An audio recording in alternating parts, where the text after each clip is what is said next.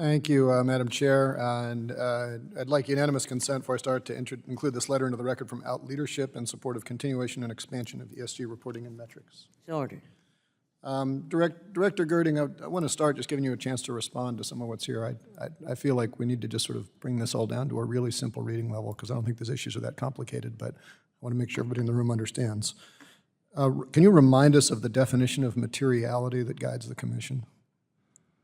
Congressman, the definition of materiality that the Commission follows is the one that the Supreme Court has articulated in cases like TSC Industries versus Northway and Basic v. Levinson.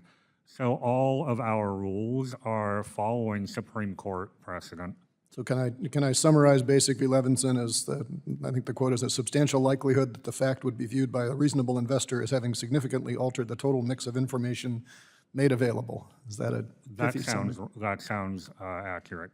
Okay, and can you just remind us why the committee believes that the proposed climate risk disclosure rule fits this definition of materiality?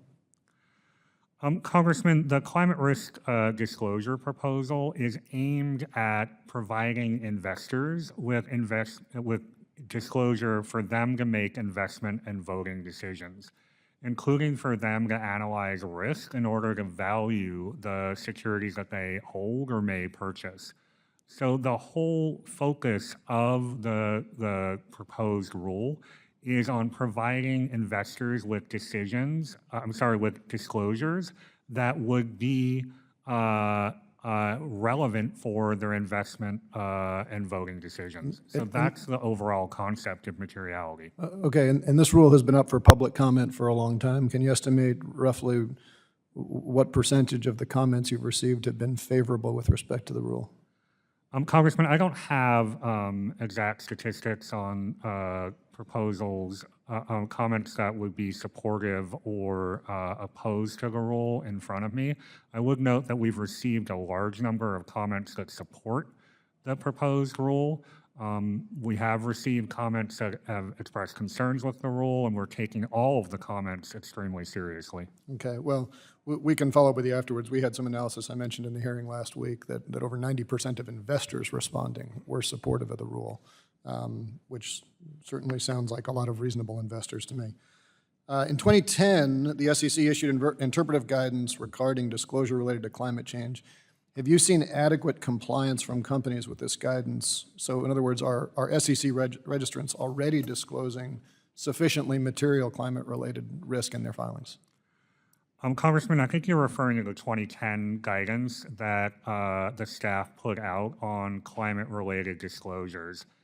We have seen companies make disclosures on those matters, but it's been our observation that those disclosures are not always consistent, comparable, and decision useful.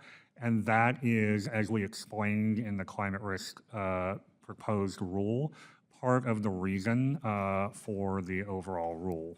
Okay, and I think, relating to that, and I think you said this to Mr. Lynch, but just to clarify, in the absence of this rule, what I think you're saying, I don't want to put words in your mouth, is that the passage of this rule would provide investors with a better understanding of the risks that they face in their portfolio so they can allocate their capital accordingly and risk would be better priced. Is that a pithy enough summary of the SEC's position?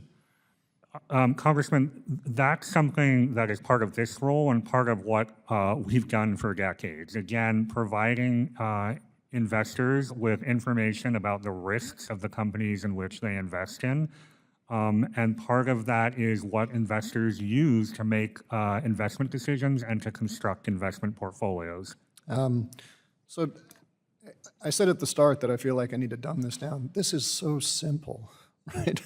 People want information, they're demanding information, we're trying to give them information, and if you give people information, they will allocate their portfolio and better price risk. And my colleagues seem to be bringing a lot of witnesses in here who are saying, well, if we pass this rule, we will see divestments from certain sectors. No, we won't.